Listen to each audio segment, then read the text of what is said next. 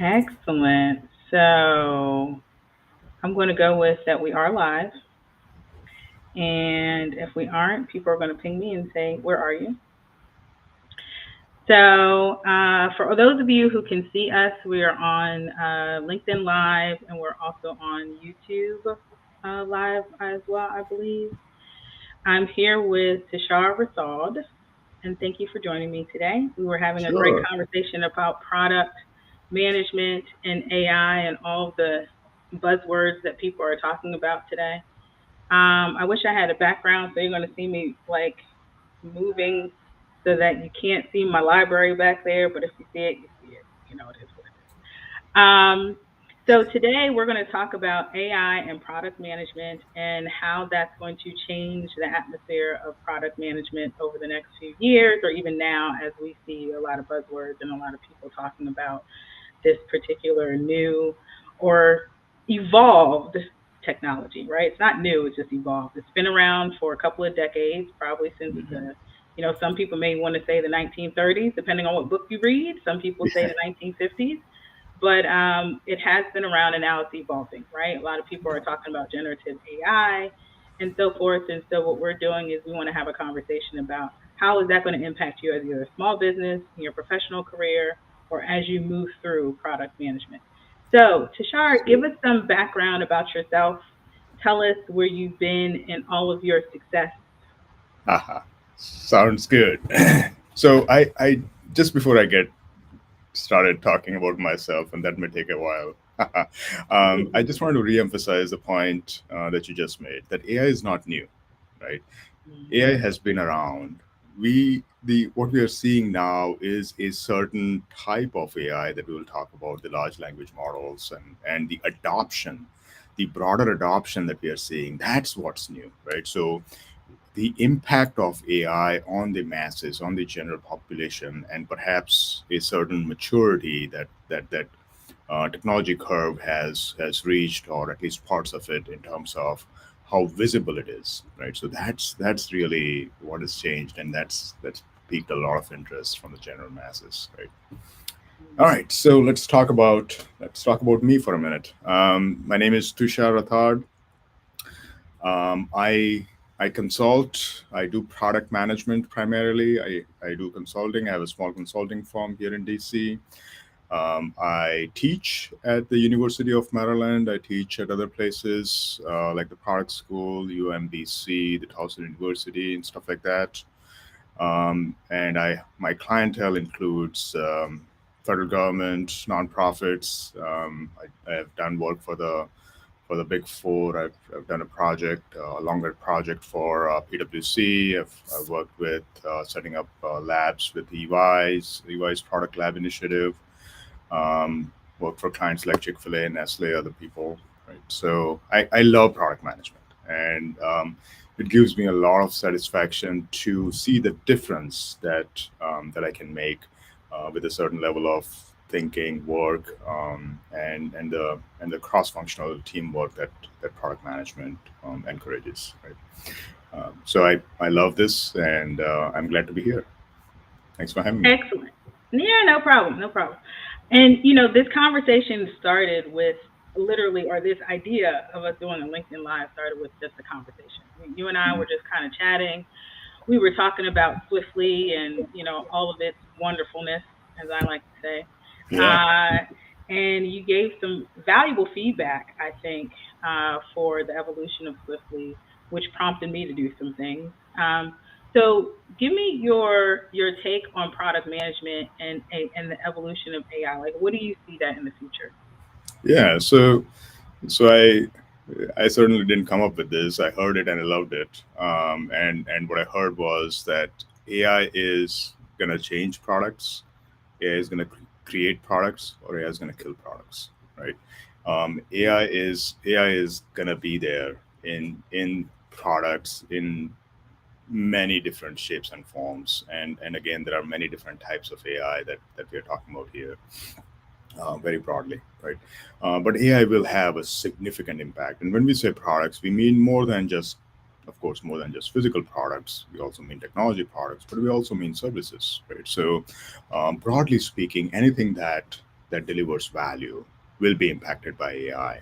And and what and that is what a lot of product management professionals are trying to figure out. Okay, what does this mean? Like beyond the buzz, beyond the excitement that AI of late, what are the real problems AI is going to solve, and how do I use the different capabilities, different types of AI into my product to arrive at the right decisions, so that I can deliver value to my customer, faster, easier, cheaper, quicker, better, whatever you want to call it, right? But it's gonna change the game, and if I don't do it, I know my competition is gonna do it, and then I have to play catch up.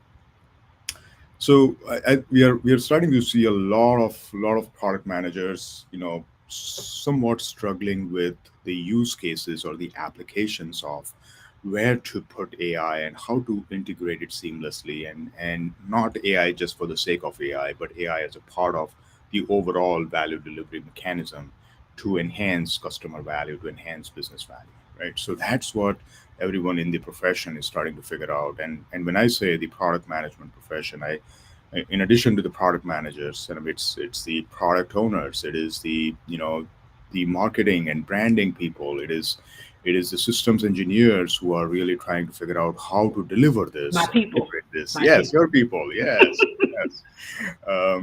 It is the testers, because there are a lot of ethical concerns around AI, and the compliance pieces and stuff like that, so that we can make sure that AI does not disrupt things in a way that is abrupt or adverse to the society, right? We have a lot of subject matter experts. We have project managers who are trying to figure out what does this mean for my project, and all of that. Right? So, the the state of profession or professions in general is in somewhat of a flux, is in transition. Hmm. So as I try to determine, I being a product person, whoever, whatever the title, as I try to determine how to play in this AI world, I also am figuring out what does this mean for me? How can I do more with less? How can I automate some of the things that I used to do manually?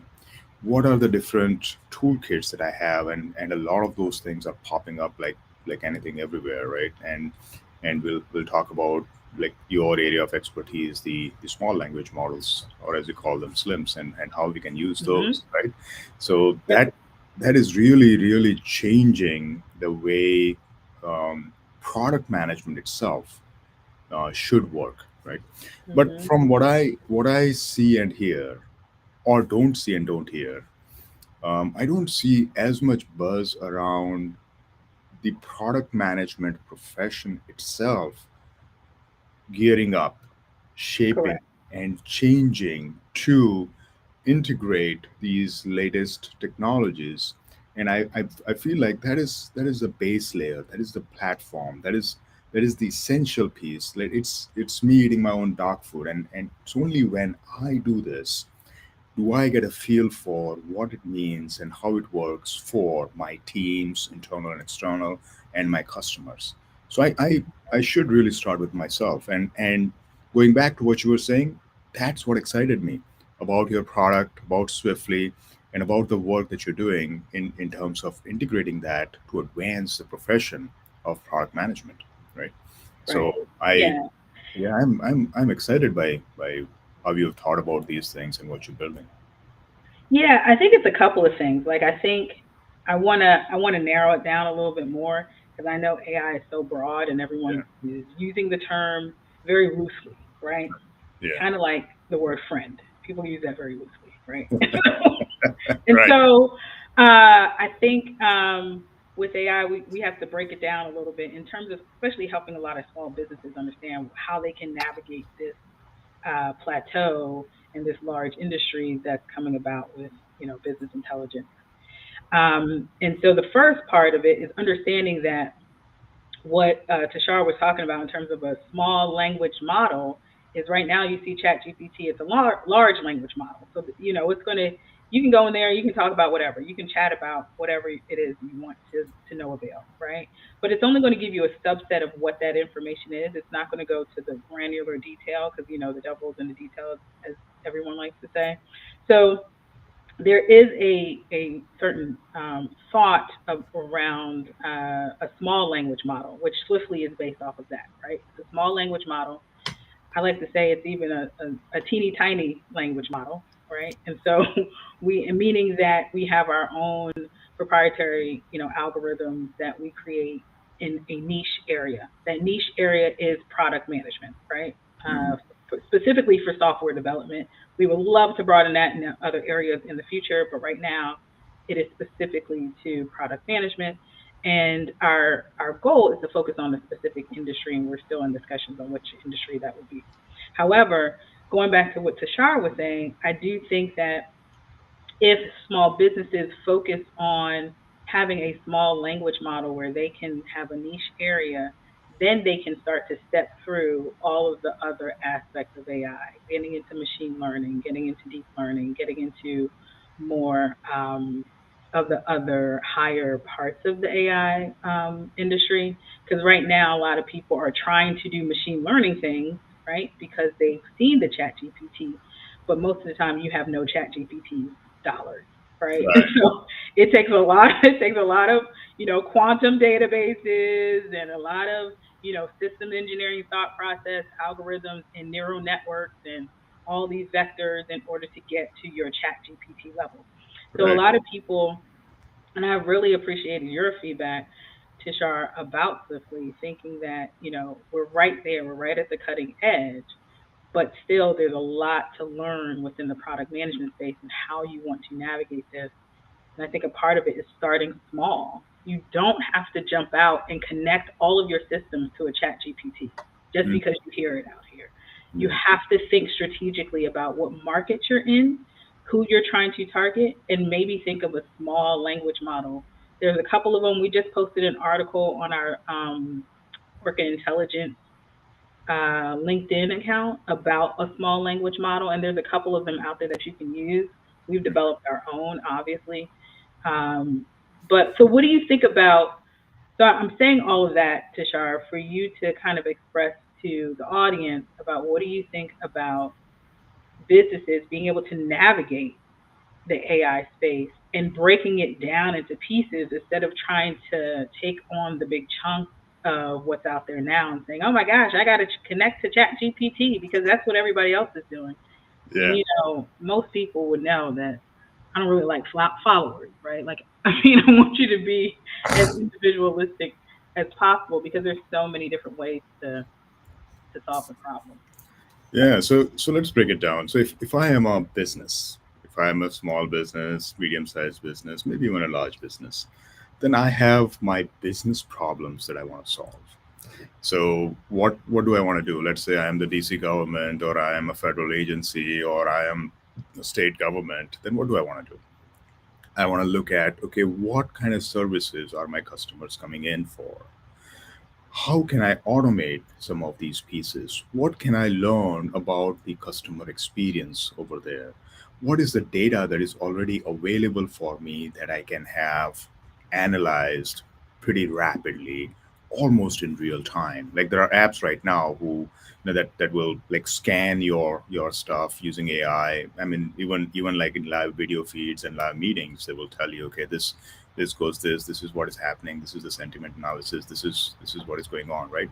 Imagine doing something very similar, very close to that in your business space and solving real business problems to say, okay, this is where my customers are experiencing the most number of most issues, or this is my bottleneck, and this is, if I solve this, 30% of the flow through rate becomes, goes down, or becomes better, or whatever, right?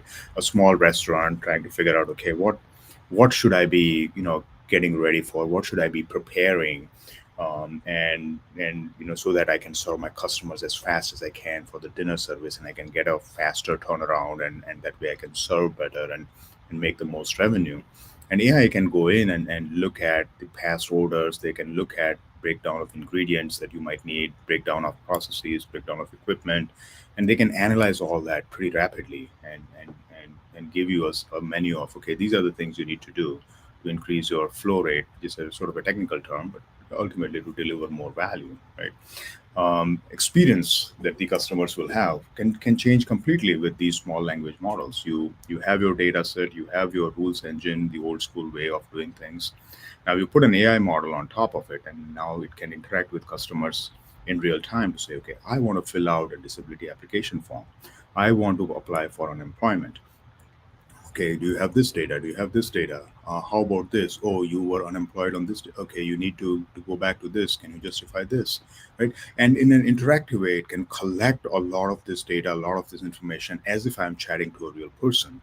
And the experience is so different. The way these things work, the engagement will be so much better.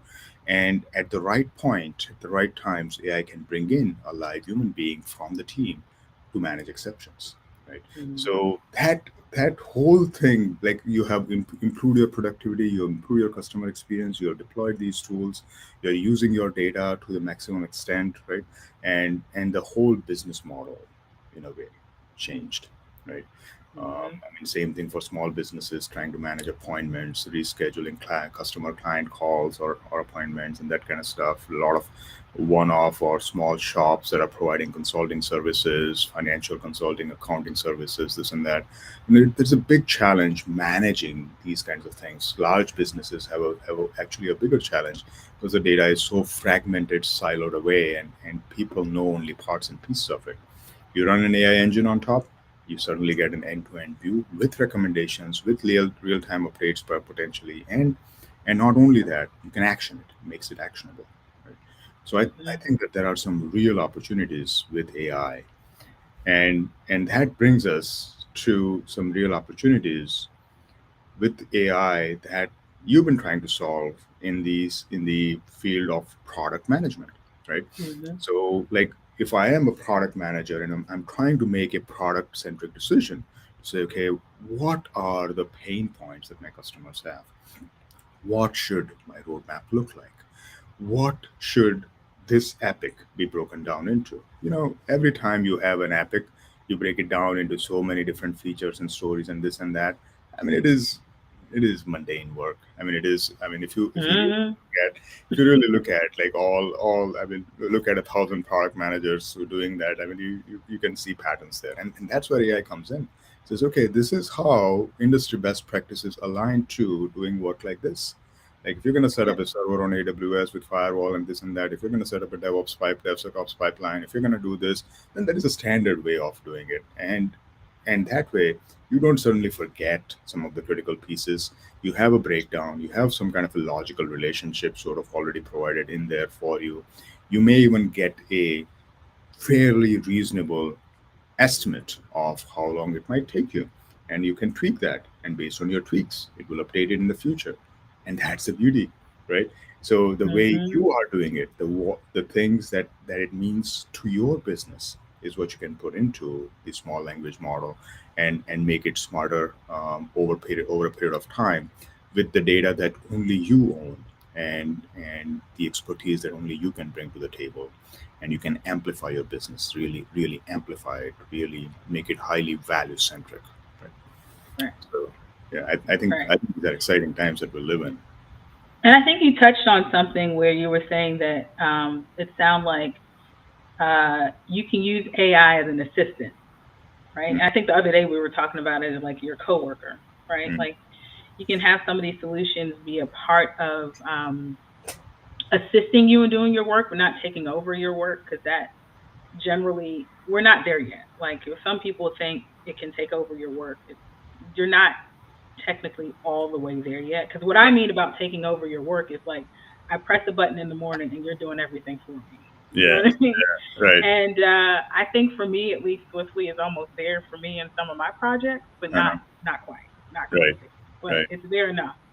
Um, but I like the idea of having the AI solution be a solution that is more assistive instead of being your end all be all, which I think a lot of people are afraid of. They're afraid of like, oh, this is going to come and take over a lot of things for me.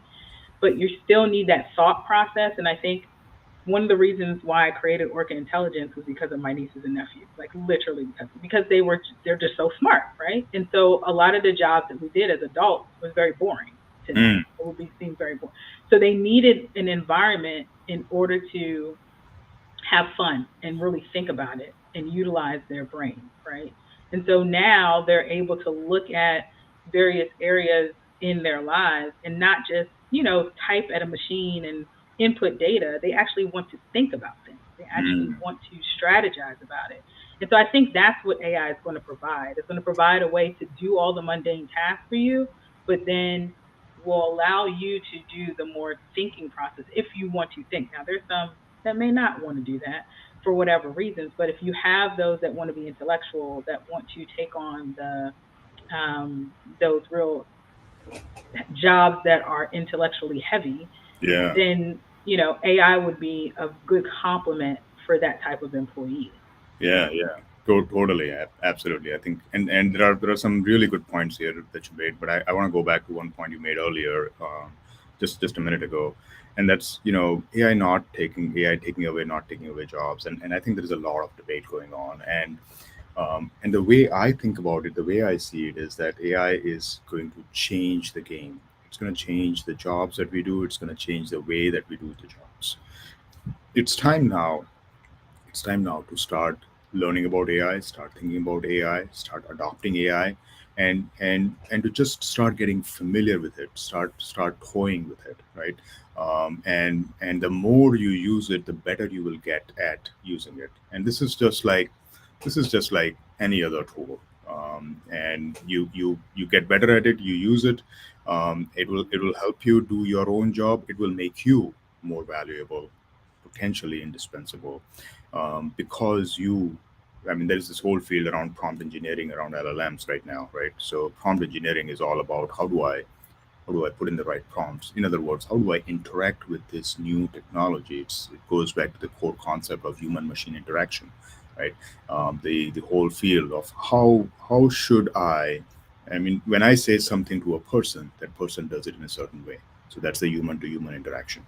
Now, how Hmm. do I do the human to machine interaction in the age of AI? And that's prompts, and that's prompt engineering. You don't need to be technical for this. All you need is a good head on your shoulders, and you try it, see what happens, see how they respond, and you build it from there. And check out, there are some great videos on YouTube and elsewhere that will teach you how to use some of these standard prompts. But Well, I really, mean, that's like to me, that's like an easy answer, yeah, right? Well, right, of course, being in software engineering for however long, but right, that's like the easy answer is that it's always an action verb, right? You always have to do an action verb. So it's based on natural language processing, the other mm, part of, artificial intelligence. But as long as you have an action verb that you're going to use, then you use that verb before anything else in order to prompt the system, mm, right? So the way that you get Chat GPT to do exactly what you want it to do is to make sure that you use a verb and let it know what you want to get back from it, right? yeah, I want you to read this article. I want you to, whatever that action verb is, those are the prompts. Every system has that. So yeah. yeah. But now let's take it to an exciting level, right? So now let's deploy that thinking in the context of a small language model that we were talking about, in the Mhm. context of solving real business problems, right? Mhm. So you have the DC government, or the state government has received a set of requests or forms filled out to be processed, and they need to be maybe cross-checked against a certain set of documentation, or the customer has provided a lot of health records that need to be analyzed, health data that needs to be pulled, and all of that. And this is data that only you have access to. It's not data that ChatGPT has access to. Mhm. So that's where you would come in and use or deploy your own LLM, kind of what you built, Melissa, Correct. to then say, okay, now use the prompts. Customer has submitted a request to process their disability claim based on these medical records. These are our policies over here. These are how we have made some decisions in the past that may be relevant. please provide a recommendation or something like that. And Mhm. that's where the smile, right, small language model, Slim. slim, sorry, yeah, slim, so that's where slim comes in, right? That's And where Slim comes in. Slim says, okay, this looks like a good potential candidate, and these are the areas to investigate further. And these are my prompts or guidelines to say, okay, this is what we should look into a little bit more, and that takes away 80% of the work a caseworker may need to do. Right? And the same is the case for a lot of child protective services, for example, and a lot of other services that the governments provide, the nonprofits provide, and a lot of that can be done a lot more efficiently. So the way I see Mhm. it is, it's not about taking someone's work; it's about helping them do their work better, right? It's helping them do it faster and making them a lot more effective. And I think that is going to be here, that is going to stay, and that's we're going to see a lot more adoption around that. Um, but we want to start with the profession that's going to change it all. We want to start with Product product management. management, right? Because they are going to Mhm. change, they are going to shape the products and services that are going to integrate these things. And we've been teasing with the word swiftly, but maybe it's time to properly introduce what swiftly is, and the amazing things it can do. Um, we Yeah. yeah. I'm going to do a demo swiftly, really quickly, and this is based on what I built in the last 2 weeks. Okay, so bear with me because we may we may see bugs today, right? That's okay. But there are other demos out there in terms of what Swiftly does now. We're just doing some things in our development arena, and so I'm going to share the screen so we can see what I can everything see looks it. like. So, Yeah, can you see it now? yeah, totally. Excellent. So basically, what I did was kind of change it so that it's more of a research type of breakdown, and you're working with Pam directly. So you have a couple of things here where Pam is allowing you to ask her questions, and then we have a live person that will respond to your questions if you're having difficulties trying to develop a product. Let's say you want to figure out, oh, is this epic too big? Is this feature too big? What is it that I can I do? So you can talk to someone directly. And then in terms of exploring with Pam, there's a couple of things. I'm going to show you one that we've created earlier, which is like create payroll, right? So we're really trying to focus on the labor market with what we're doing in our small language model. And so I'll show you in a minute like how this was created, but basically we create the epics, the features, the user stories, and descriptions for that. And then the one thing which, I don't want to toot our own horn, but what ChatGPT cannot do at the moment for you is actually give you your data elements that would, or predict some of your data elements that would go along with your actual stories as well. And Mm. then also some of your validation messages, and then predicting some of the users that would go along with it. So, for example, now I have create, right? I'm going to change this, and this is going to be our create, right? So we have that. Now I'm going to do edit payroll. Now I have not totally tested this, so I'm hoping that it's going to show me something else. Here we go. So now I have, told you there's some bugs. So now I have edit payroll. It's still under the manage payroll epic. It's the features edit payroll, and now we can edit the payroll, audit the editing of the payroll, edit an invalid payroll, and cancel editing payroll. So this creates all of our acceptance criteria on the spot. Any Jerkin code, so your behavioral driven requirements, as some people would like to say. Again, your data elements, some of your messaging that goes with it, and then your users. So we're still working through it in terms of how we want to display this information, but generally the intent is that we'll be able to see all of your generated user stories in one swoop. Then the other thing is that you can download this information, and once you're downloading it, you can then upload that into a Jira or Confluence or wherever you want, and you'll be able to have that information just at your hands basically. So the intent for this is so that you're not having to write all this information out to provide it to a developer. You're able to come back and utilize it again. We do save this information, so even if you delete it, you'll still be able to, recreate it. It's more so archived. And then this is only the small part of Swiftly. We do have the larger part where if you've seen the more detailed sections of Swiftly where you're able to create all of your user stories and point them and connect to the Code of Federal Regulations, because that's one of the things that we do is we connect to the Code of Federal Regulations. And of course, you know that I'm a big stickler on cybersecurity, so we're connecting to the NIST 171 requirements and also your ATO requirements as well in our bigger version of Swiftly. So this is just like a snapshot of what we've developed and what we, in terms of like where we're going, where we want to go. Like I said, there's a couple of bugs. Hey, it is what it is. Hey, Um, bugs are everywhere, you know. exactly. But the main thing is that we can harness a lot of this information pretty quickly instead of having to spend time to create it Yeah. over and over again when it already exists. And if someone is not as familiar with Swiftly, I mean, if you are a product manager, right, and you are creating your product requirements and you are really understanding, what you're going to build out, your roadmap, the backlog, and stuff like that, Swiftly gives you an immediate starting point, right? So Hmm. it will, like, if I'm building a product like this and stuff like that, then what should that look like? What, maybe just off of a title, maybe just off of a brief set of descriptions and that kind of stuff.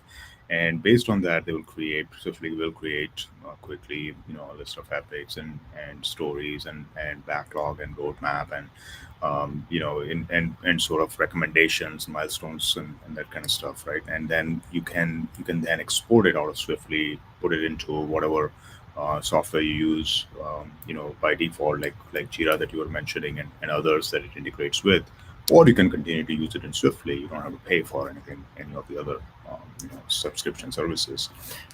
Swiftly can handle that.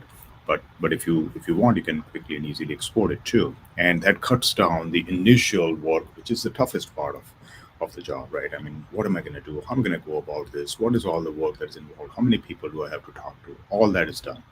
Plus, you have integrated these external sources like the NIST standards and maybe all that. And further on, in going back to the slim concept that we were talking about, it can bring in the policies for the organization, right? So you can integrate that with the Okay. policies of an organization to say, okay, this is how we do it, this is what we do, this is how it works, that kind of stuff. So you can bring in a lot of those kinds of databases that are very specific to a particular organization. And based on that, you can create this sort of a templatized, roadmap backlog stuff.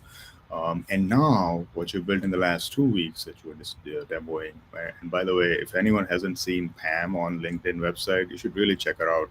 She, she's very smart. I love her. And what Pam is doing in this new application is she's interacting with you in a Right. live manner, and she will understand your need, and based on that she will help you create all of these different pieces, that you can then go ahead and start using, right?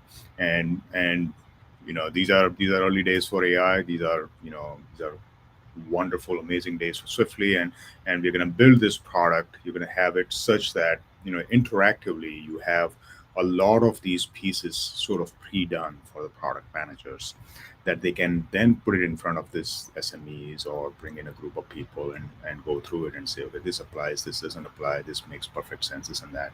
Go through it, and you're done in fraction of the time that you might take otherwise. Instead of starting with a blank slate, you have a room full of ideas, paste it all over the walls, go through it, and you're sort of in business, right? I So couldn't have explained it any better. Because, you I'll get nerdy with uh, it. And I'll you say, well, it does this. yeah, that's Like, what else do you need to know? yeah, that's the problem with genius people,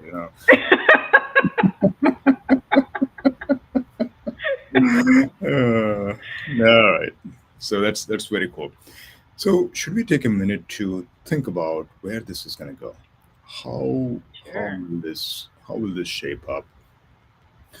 Um, to me, every time I sit down and think about it, I get more excited. I think that Yeah. I think that it's gonna do a whole lot for all of us. I mean, Jamie Dimon's statement I think last week, like you don't complain about losing your jobs. Your kids will live to 100 and not have cancer or stuff like that, right? So, Correct. and Yeah. and and that's amazing. I mean, there is you're gonna see a whole shift in terms of how these things work, the world as we know it, so to speak. How exactly will it work? I think it is going to evolve, and that's the most exciting part. We don't have all the answers right now. We don't need all the answers, but we know that technology has come to a place where it's not just about automating the simple and the mundane. It is here to help us with a lot more complex set of tasks. And now we can start using these tools and technologies in a way that we didn't think we could in the past. So start opening up your minds, start thinking about the use cases, start trying these different things. You know, ask for a free demo of Swiftly. Try it out. You want to chat. There is Pam, and then there is some real people too. So just go ahead and reach out to Melissa's team, and they start trying out these things and see where that takes you. It's it. Let's not fight it. It's not going to help anyone. It is here to stay. It is going to happen. Let's go ahead and adopt it, and let's see what happens. Let's see what comes out of it, and let's all become a part of this revolution, evolution, whatever you want to call it. And I think that Yeah. things are going to be just really super exciting. Yeah. Yeah, thank you for that. I think I agree. I think it's going to evolve. Like we're ever so often evolving, of course. So we appreciate the feedback, and if you have ideas, if you want to grow with us in terms of helping us build this small language model, let us know. It is costly, so that's why it's small because it's costly. But we are looking forward to any feedback that's out there. And also, as Tushar was mentioning, as you think about moving forward with any AI solution, whether it's your own, if you want to use natural language processing, we have, Swiftly is based on natural language processing. I want you to consider the ethics behind it. One of the reasons why this solution is more focused on data for a project is because we don't want to collect data on people, right? A lot of the AI solutions are out there to collect data on you. And so we have, ethically, that's just something that we do not want to do. And so when you're thinking about building these solutions, think about the cybersecurity, the ethics behind it, and all of those things that can protect the humans, right? Like, so protect us as a society so that your kids in the future will be able to continue to use this in a safe environment. So definitely think about that as you go on and be the best product engineers and managers and professionals that you can be. Yeah, So thank you all for joining us. Thank you, Tushar, for taking the time to speak with me throughout the weeks and so forth. I continue to enjoy our partnership. This has been great. And thanks to everybody for watching this if you can't watch now and watching later. So talk to you all soon. Bye bye. thank you. Bye bye.